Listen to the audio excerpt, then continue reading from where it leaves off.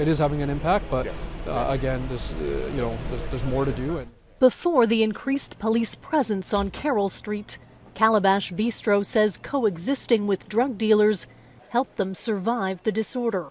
But the reality is that we've had to create a mutual respect between our business and all the business that happens out there. It was a hot spot. It was an area that had a lot of, chaos taking place, a lot of drug trafficking.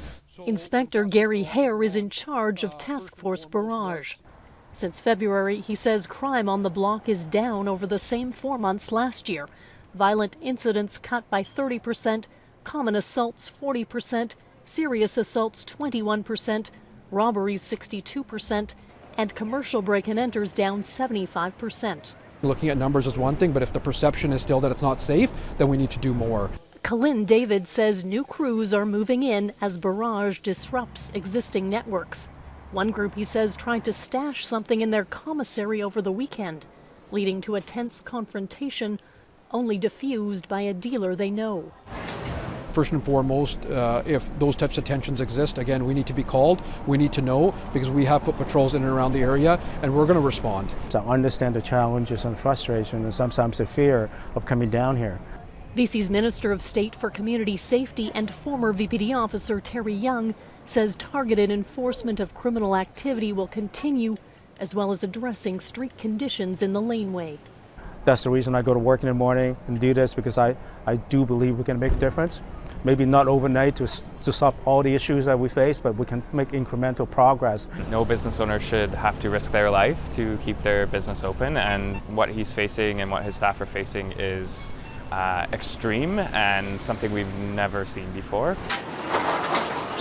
The Hastings Crossing BIA can only do so much, but says it's advocated relentlessly for government to address the service gaps in the Downtown Eastside and wants to see a new Vancouver agreement with the province and feds.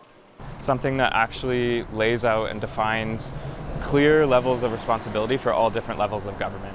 That's something that would lead to change in this community. How do we knit all these pieces together, right? That's the key. How do we knit together, federal policy, provincial policy, civic bylaws, policing, all those pieces? We need to get everybody at the same table and figure out what are some of the tangible solutions, because what's happening right now isn't working.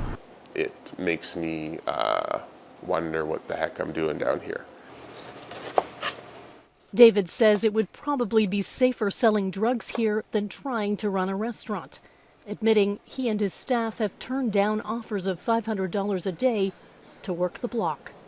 To know that's the amount of money that can be made for standing on a corner while my business is failing is so incredibly heartbreaking. Kristen Robinson, Global News.